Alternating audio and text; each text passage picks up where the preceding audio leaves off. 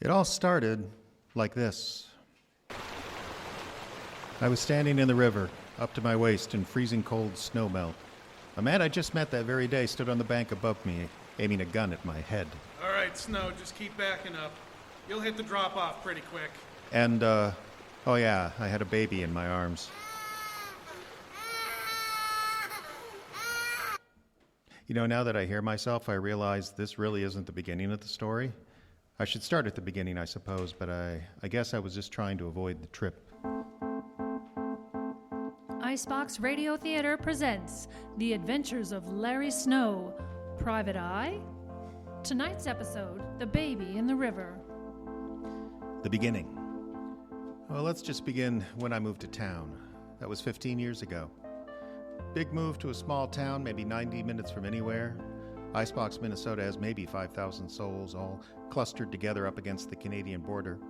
Everybody knows everybody, and everybody knows each other's business. I came here because a maiden aunt left me a house in her will. I thought real estate sounded swell. The roof leaked, the furnace was working when Grant won Gettysburg, but it had become sort of spotty ever since, and most of the windows were plywood decorated with spray paint. Swell. But I fixed up the place pretty good, converted the basement into an apartment, which I rented out for the income, and indirectly, that's how all my troubles started. I will not have sex with you. That's Greta, the 20-something who's been renting my basement for 5 years. And for the record, I never asked her to have sex with me. I know some men think you can trade tail for rent, but I will never, ever do that. Ever. See, now I feel like you're talking to yourself instead of me. What's that supposed to mean? You got first, last, and a deposit? Okay. I was gonna ask about that. Swell. But I rented to her, of course. I like her there because it's nice hearing some movement in the place. She's the only other person in the house. Oh, sorry, Moose. That's Moose, the third tenant. Only he doesn't move around much because that would interfere with his ongoing attempt to avoid catching mice. It's true, and you know it. Anyway, Greta. Good tenant, paid her rent on time, mostly. Kept the noise down, mostly. Occasionally, we'd have a beer on the back porch together and contemplate the alley and the 3 empty houses beyond it. It was nice when one of us needed company, which wasn't often. Things didn't get more complicated than that, until the day it all kicked off. Larry, open up! There are phones, you know, you don't need to pound on the door. I like the personal touch. Are you busy? Yes? That's a lie. You're never busy. I need your help. I'll get to the shower, I promise. But I keep telling you, you can't take the shower screen out like that, not with hair down to your knees like yours. Why do you take the screen out anyway? I don't like my feet to get wet when I shower. You don't, that doesn't even make sense. Shut up a second. It's not about the shower. Carl's dead. Oh, I'm very sorry to hear it. Who's Carl? My ex. His name's Carl? I only heard you call him Mr. Worthless. Carl's dead, and they're gonna blame me. Wait a minute. Carl's dead. That's what I've been saying. But he died violently, foul play, suspected? Yes. Why would they blame you? We got into a fight. Okay. I might have said I was gonna blow his brains out. Okay. Actually, I might have screamed that outside in front of his house where all the neighbors could hear. Okay. And all of this happened the same night that someone blew his brains out. Okay. Get a lawyer. What? Why? Well, I'll get one too, and then we can play doubles. Why do you think? Have the cops contacted you? Maybe. Maybe. What does that mean? After it happened, I was pretty upset, so I went to a bar to calm down. Winning strategy never fails. Shut up. And when I went back to Carl's house, the cops were there, yellow police tape was across the door and everything. One of the cops outside was Bobby Parker. Him and me went to high school together, and he told me what happened. That's what I meant when I said the cops had maybe contacted me. So did this Bobby character know you and Carl were an item? Everyone knew. But they didn't detain you, get a statement or anything? No. You're in the clear. If they wanted you, they would have detained you then. Besides, you got the bartender or whoever else saw you at the bar as an alibi. Yeah, but I don't. Oh, no, not the tears. I'm sorry. I just wanted to know what happened, and I want to know I'm not going to get in trouble.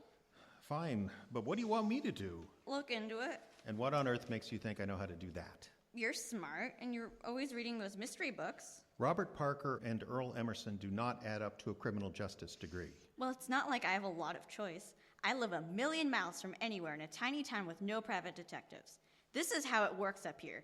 You need something done, you find someone you think can do it, and then you ask. Like when you hired my cousin Brad to repair the roof that one time. Brad said he was a certified contractor. Did you ask to see his certification? No. There you are. Incidentally, he also says he's a certified mechanic. Do not let him near your transmission. So noted. But look, I don't know Please. I'm just not sure Please. I can't. I'm not. One day. Thank you. I'll look into it for one day. Then you're going to have to get a lawyer or go into the French underground or something. I don't speak French. And I'm not a detective, but here we are, mon petit.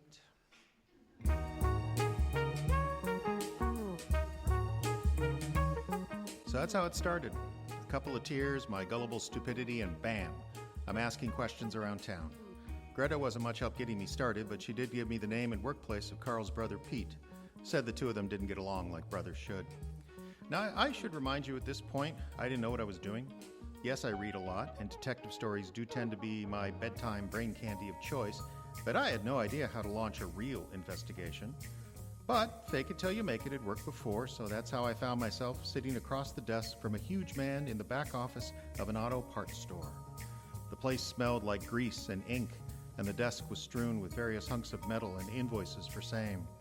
The man in the chair had a comb-over consisting of 4 strands of greasy hair, bent wire-rimmed glasses, fingers permanently stained with what I hoped was motor oil, and a sour look on his face. I forgave him the latter. Guy just had his brother bumped off after all. I just can't believe he's gone. You too close? Oh, not like we should have been. Christmas, Thanksgiving. I just can't believe he's gone. Who'd want to kill him, you think? What was your name again? Larry Snow. Oh, yeah, we played Bantams together under Coach Bjornson, right? You got me wrong. I moved here when I was 30. I'm Greta Bellamy's landlord. Oh, her. What's that mean? What do you think it means? She was too young for him and had a hell of a temper. Has a hell of a temper. She's not the deceased. You think she killed him? Who else? Girlfriends get angry all the time. Sometimes the dude ends up dead. You don't seem broken up about it. Like I said, Carl and I weren't that close. Besides, this is a small town. Cops will figure it out eventually. They'll get him. You sure? Of course. How many suspects could there be? I mean, that Seth kid, he looked angry enough to kill. Who's that? That Seth kid, you know? The one Carl got in a big fight with. I don't know anything about that. You know, the kid came in with an old Camaro last week. Why would I know anything about that? Oh, right. I keep forgetting we didn't play Bantams together. That kid Seth has an old Camaro all beat to hell. Got in a fight with Carl over the price of parts. I don't know what he was expecting. Car that old, they're all going to be vintage or custom refabs. What was Carl doing here? What are you talking about? He worked here. I thought you said you weren't close. We're not. But you worked together every day? Well, sure. He was half owner of this place. This town. Well, you talked to the cops yet? Why would I do that? Well, they tend to be interested in things like homicide. What's that got to do with me? What indeed?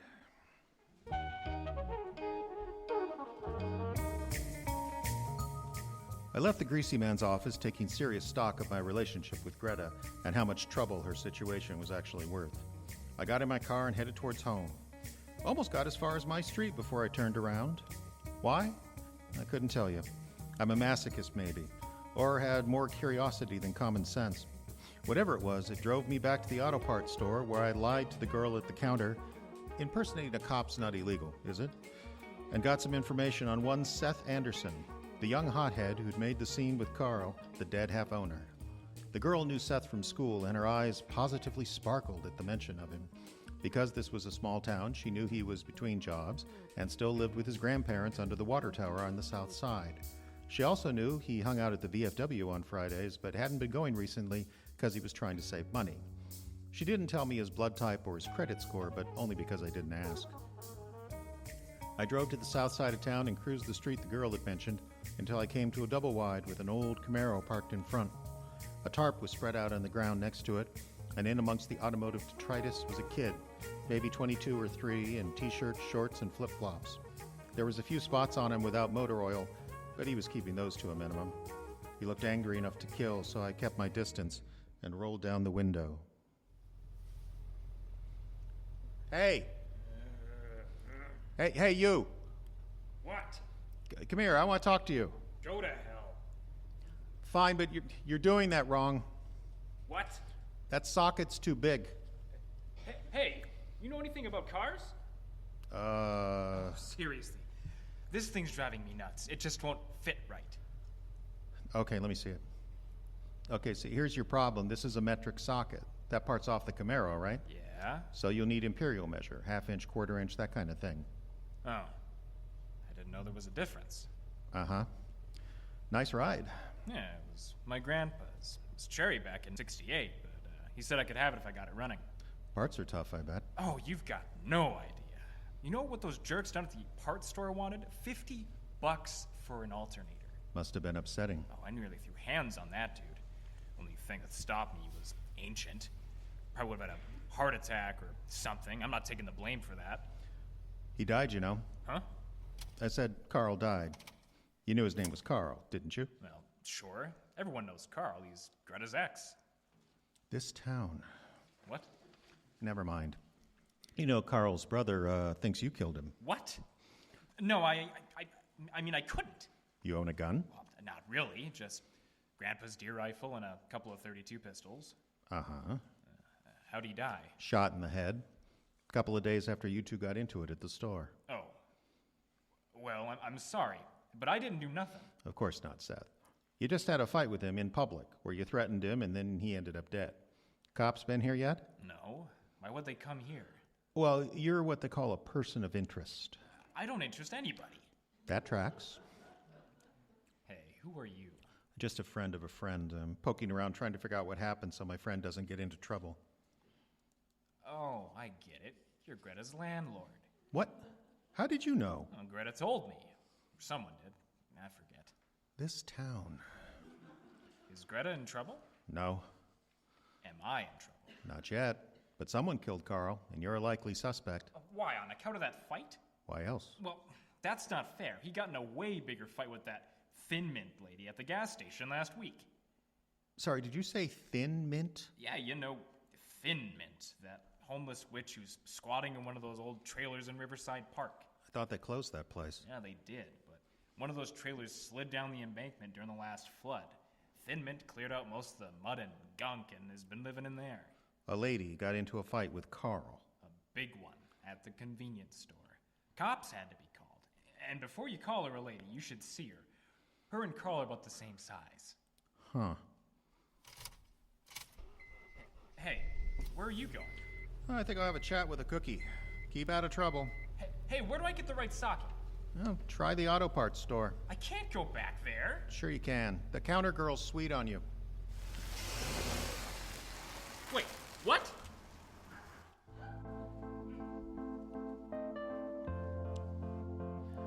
Well, Greta was getting her money's worth, in that she hadn't actually paid me anything. Here I'd been on the case for a day and a half, and the number of suspects just kept growing.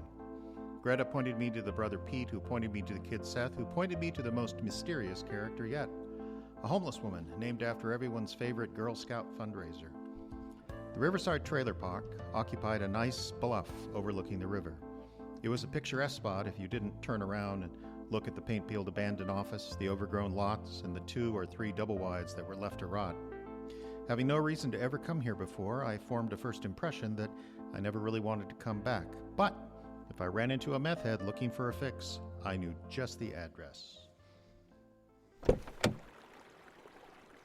I parked by the office and headed for the river. At the top of the embankment, I gazed down at an old RV trailer half stuck in the mud. It looked completely abandoned except for the telltale sign of an orange extension cord running out of one window and then up the hill. Someone found electricity from somewhere, it seemed, slid down the hill and got within about 20 feet of the door when... That's far enough. Out of the trailer's screen door stepped the toughest-looking linebacker to ever use a ladies' room. A woman, easily 250 pounds. She was wearing about half her worldly possessions, had a mop of silver-brown hair, and sported a pair of cat's-eye glasses, which went out of style when Eisenhower was in office. She held the door open with one hand and with the other hand pointed a gun at me. What do you want? Just baking some cookies. You got any mint? Wise guy. You see this? Looks like a gun. Oh, and observant too. Now make like a tree and leave. It's all evergreens in this park. Well, then quit needling me and get out. This conversation is more clever than I thought it would be. Get! Or maybe not. You the one they call Thin Mint? That's not a name, that's a cookie. Well, you look like one tough cookie to me with that gun and all. You know how to shoot that thing? You want to find out? Not particularly. I'm just wondering about this friend I know got shot. A guy named Carl. Oh, you mean Greta's ex? This town. He got shot? Yeah, right in the head. You okay? Well, I'm sure when the mortician's done with him, he'll look fantastic. He died? He got shot in the head. What'd you expect to happen? Oh, I can't believe it. I was just talking to him. You mean in front of the convenience store and things got violent and the cops had to be called? Yeah, that's right. Just talking to him. Did you kill him? What? I say, did you kill him? Kill who? Carl. Oh, I didn't kill him. Heck, I just heard about it myself. Poor Carl. Wonder if Greta knows. Lady, do you have any idea how much trouble you could be in here? Hey, nobody wanted this trailer. I got squatters' rights. No, I and mean... I meant what I said. Get out. The door slammed, leaving me alone in the mud. I was stuck with the stirring thought that with every person I talked to, I was getting further away from figuring out what was going on. I'd have done better if I'd just gone to the movies for 2 hours, then told Greta she wasn't in any trouble. It was then that I climbed the embankment to my car and discovered I had company. Hold up there a second. A man was leaning against the car, a man in a crisp blue uniform with a shiny badge and an automatic on his hip. His patrol car was parked at an angle that blocked me in. That's funny. I was just thinking about talking to the police. You know this park is closed. Sorry, I didn't see any signs. It's been closed for years. This is private property, which means you're trespassing. It's not posted as private property. In fact, the only signs I saw were advertising camping spots, nightly rates, check in at the office. That office is closed. I'll go one better. That office is boarded up. You trying to be smart, mister? I've been trying to be smart all day, but I just keep getting dumber. I should say, cracking wise to an officer of the law when you've been caught breaking it is never a smart idea. Sage advice. I'll just get in my car and drive off into the sunset while I contemplate it. You're not going anywhere. Are you charging me with something, officer? Fine. Okay, what's fine? I'm fine. Well, you're not my type, but I see the appeal. No, my name is Officer Rodney Fine, IPD, badge number 62345. Your name is Rod Fine? Rodney. You may call me Officer. Is this for real? You are infringing on my last nerve, buddy. It's just Officer Fine sounds like a male stripper name. Like Fireman Bulge and Batch Grinder Independent Contractor. I'm just asking if you're legit. Does this badge look legit? Does this gun? Oh, they're both very impressive. You'll like the handcuffs, too, once you're wearing them. Am I under arrest? I haven't decided yet. But you're most of the way there. All right. Let's take the temperature down. Let's. You didn't see my car from the road. The trees blocked the view. Now you wait a minute. That means you're either following me or you're keeping an eye on Thin Mint down there. And if this was just a trespassing rap, you'd have cleared her out by now. Probably means your interest has something to do with Carl's murder, right?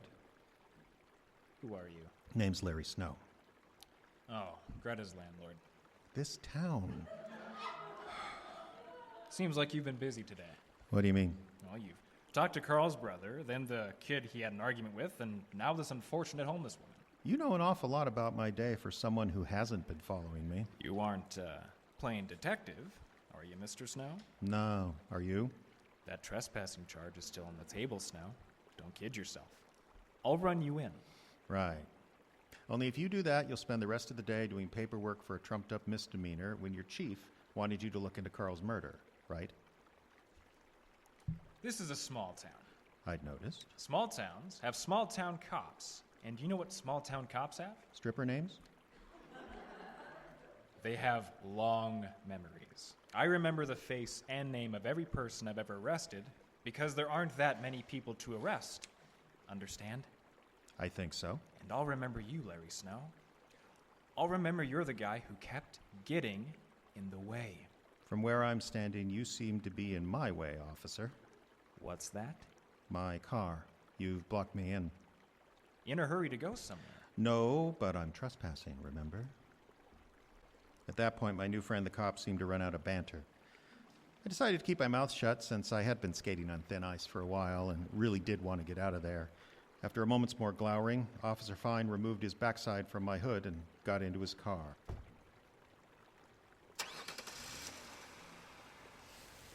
He swung around in a U-turn that left a whole 6 inches between his mirror and my person and drove off.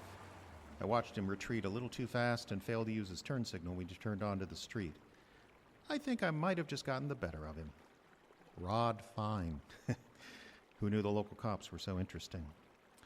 Unfortunately, though, I was left with no answers and no place to go. I looked down at the river. Thin Mint's trailer hadn't moved an inch. I turned and looked back toward town. The trailer park sagged a bit under the heavy weight of time, but looked unchanged. Carl was still dead. I still didn't know if Greta was on the hook for it. I wondered if Thin Mint would have a new suspect for me if I took the trip back down into the mud, but that seemed like pedaling in reverse. That got me thinking that maybe I hadn't been very thorough in my investigation, in hard italics, so far. I got in my ride, headed out of town, and aimed the hood toward Southtown. I had a few more questions to ask young Seth. It's my own fault for not being smarter on our first meeting. Less banter, I told myself. More focus. Greta was counting on me. Turns out, I needn't have gotten myself so pumped up. When I got back to the house with the Camaro in front, everything was eerily quiet. The tarp was still on the ground, still covered with parts. I walked around it once and saw something that even a neophyte detective like me couldn't miss. A patch of red lay on the tarp near the Camaro's front tire. It was about the size of a deck of cards and was already turning from crimson to muddy brown. I looked at it a long moment. My stomach turned a little bit, but I swallowed that down. Then I saw another blood spot on the pavement about 5 feet away. There was another beyond that that formed a line right up to the front door of the house. The door was ajar. I could see a bloody handprint smeared on the knob.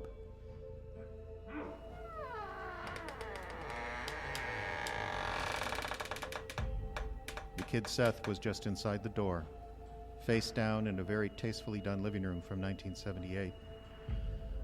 The blood pool had spread out from under him, ruining the orange shag carpet forever. That's a shame. I'm sure they don't make that color anymore. He'd been shot in the back at least twice, staggered bleeding through the door, and fell. That was it for Seth. He'd never finish his Camaro project. I stepped back onto the driveway and watched the bloodstained door close slowly. My ears buzzed. I tasted copper. There was something to do now, but I just couldn't remember what it was. I returned to my car, sat there staring at the tarp and the bloody front door and the afterimage of what lay beyond it. I know none of it was my fault, so why did I feel responsible? I just about made up my mind to call Officer Fine, the fine officer, and report a murder when... Larry? Yeah? It's me. Greta? Are you all right? Yeah. Why wouldn't I be? Well, is that a baby crying? Yes, I'm babysitting. Okay. I'm at Pete's house. You know, Carl's brother? You babysit for him? I say, do you babysit for... Yes. Listen, I need you to come up here. Up where? Pete's house. It's on Conquest Drive. Ritzy. Yeah. Hey, Greta? Mm-hmm. Is everything okay? Are you okay? It's all good. Uh-huh. Greta? Yeah? If something's wrong, just say, everything's fine, Mr. Snow. You understand? Greta, do you understand? Everything's fine, Mr. Snow. Come on ahead. Right. Give me the address.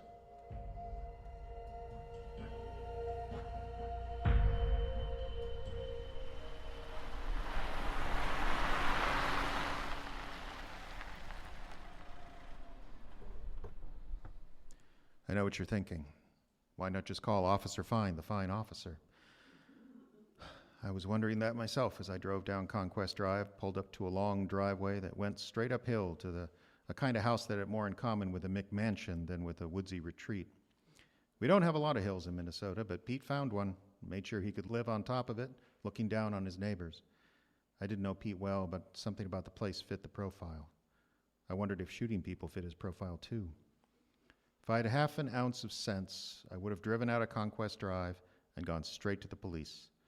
But I didn't have an ounce of sense, it seemed. I had a ton of responsibility for Greta. By the time I got to the top of the Mount Everest driveway, cold sweat had begun pooling at the base of my neck. As I got to the base of the cedarwood stairs with full-size logs for railings, the front door opened. Greta stood there holding a baby. The kid was maybe a month short of his first birthday and looked at me like he didn't care about me one way or the other. Greta's eyes were broad blue pools that shimmered in the gray light. You actually came. Yeah. Come inside. Inside the house, hunting trophies stared down at me from the walls. A lot of hunting trophies. There wasn't an elephant, but maybe Pete just hadn't gotten around to that one yet. A mousy woman stood in the middle of the room, quivering and staring at me. Some people you can see their whole lives the first time you lay eyes on them. I could tell this gal had had it rough. Barb, this is Larry. Larry, Barb. You're babysitting for a woman who's home? Larry. I'm just asking. You're Pete's wife? You shouldn't have come. Just thinking the same thing. What's happening, Greta? Pete came by the house asking about you. Okay. He kind of insisted I come up here.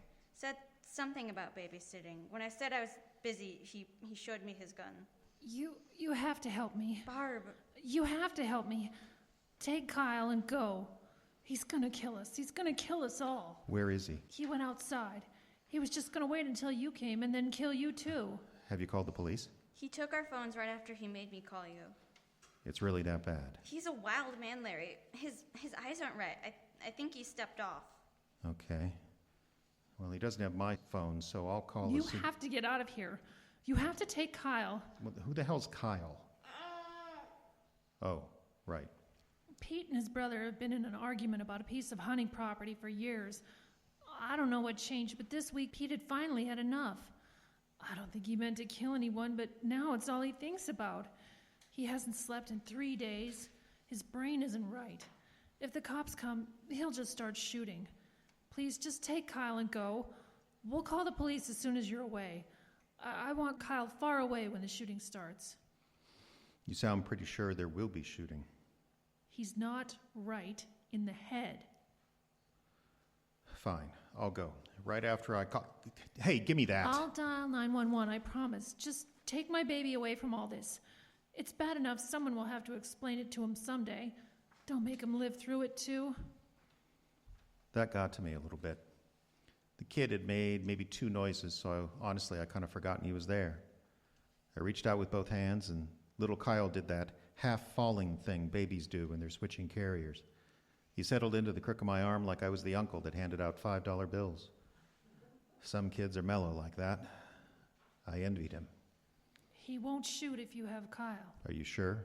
Because he never shot anybody before this week. Mister, please. What could I do?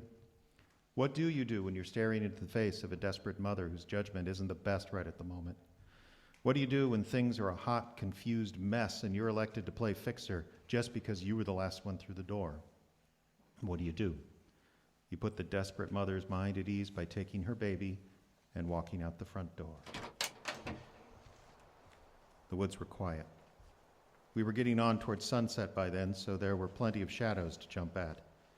Kyle seemed happy to be going for the walk. He was quiet. He was warm. I just wanted to get him to my car and drive slowly away, hoping I didn't hear the telltale crack of a gun. I didn't hear that. Instead, I heard... What the hell do you think you're doing? Could ask you the same thing, Pete. In fact, I think I will. None of your business. You a kidnapper? No? You a murderer? His eyes sparkled a bit at that. I could see what Greta was talking about, Pete going off the rails. He wasn't right in the head. He was a man with a gun who'd probably killed his own brother over a piece of property. There was a little caveman in him now, a little Cain and Abel. First recorded murder in history, you know. Brother killing brother. Looking into his face was like looking into someone used to swinging a stone axe. No axes here, though. Just a .45 aimed at my heart. Let's go for a walk. Oh, your missus asked me to take little Kyle here and go get ice cream. Let's go for a walk. Look, Pete, there's no reason for the kid to go... That path there. It's stepping. Move. You follow that path down the hill, you'll come to the river. And when you get to the bank, you just keep going. I don't understand... Meddler. That's what you are. You're getting your feet wet today, meddler. You're going to go out 20 feet or so, and when the bottom drops off, you're going to take a little ride in the current. Look, I don't understand what you want. You don't need to understand. Just move. So I did what he said. And the path led where he said it led, and I followed orders right up to my waist in freezing cold snow melt. Kyle, sensing all the tension, started to wail. Just keep backing up. You'll hit the drop-off soon enough. Look, take the baby from me at least. No, that's all backwards. What has to happen is you have to try and get away, then I'll plug you a couple times, and you'll drown or bleed out. Point is, you ain't telling any tales. And your son? He's insurance in case you make it out. I'll claim you kidnapped him. This is insane. Yeah, but... Yeah. Yeah, it is. No. What? No, I won't do it. What are you doing? I'm coming back to shore. You want to kill me? Do it. Look at me in the eyes. Get back down there. No. Damn you, stop. I told you I'm getting out of this river. I'll kill you. Then you'll have to do it up close. Well? You hear that? That's the cops, Pete. You took the girls' phones, but I still had mine. Greta called them. You really wanted to show up and see you holding a gun on me? Holding a gun on a baby? I'll say you kidnapped It's him. no good, Pete. Your wife handed the baby to me, and she'll testify that way. You have to give up now. Hell, if you cooperate, they might even keep your trial in this county. Two brothers arguing over hunting land, half the population would have lived through something like that. This is your only chance to have a sympathetic jury. That means a lighter sentence, Pete. Play it right, you might get out while you can still walk. Maybe you'll even get a furlough to see Kyle graduate high school. Pete? He wasn't looking at me now. He was looking down at nothing. His gun hand sagged a bit. Pete, this is the police. At that, Pete looked straight up and straight at the baby, who was still silent, gazing at his father with mild interest. The whole scene didn't bother little Kyle at all. Wasn't serious. Not like he was missing out on the last cookie or being forced to go to bed when there were still cartoons to watch. No, Kyle was chill watching his father take his last breaths as a free man. When Pete reached for him, nice and slow and non-threatening, Kyle did the same half-falling maneuver he'd done with me. Pete didn't even seem to notice when I took the gun from his hand. Well, that's it, as far as the story goes. We're still waiting on the trial for Pete, but there's a rumor he gave a full confession, so that shouldn't take too long. Pete's wife, Barb, got a divorce, the auto parts store, the house, and yes, the hunting land the whole fuss was about. Word is she sold a lot of it and made out for the warm and sunny south of our fair country. Maybe Kyle will grow up playing baseball in the January sunshine, visiting his father once a year up at Stillwater, telling no one of his infant adventure in the river. They say everything happens to us, we remember. I wonder if Kyle will remember me, the stranger who held him above the current while his own father, crazed from guilt and fear, nearly sacrificed the both of us for no good reason at all. But that's a future problem. Right now, I'm sitting on the back porch, looking out at the alley and the 3 empty houses beyond it, waiting on Greta, who's bringing me a beer. Not normal behavior for her, but she says I earned it. Here you go. Thanks. So, that's it. That's the story. Good triumphed, evil was vanquished, and my brief career as a private detective came to an end. Larry, Yeah, I wanted to thank you. it's all right. All's well that ends well, right? Yeah, see, the thing is, I have a friend with a big problem, and I was thinking you could help. This town.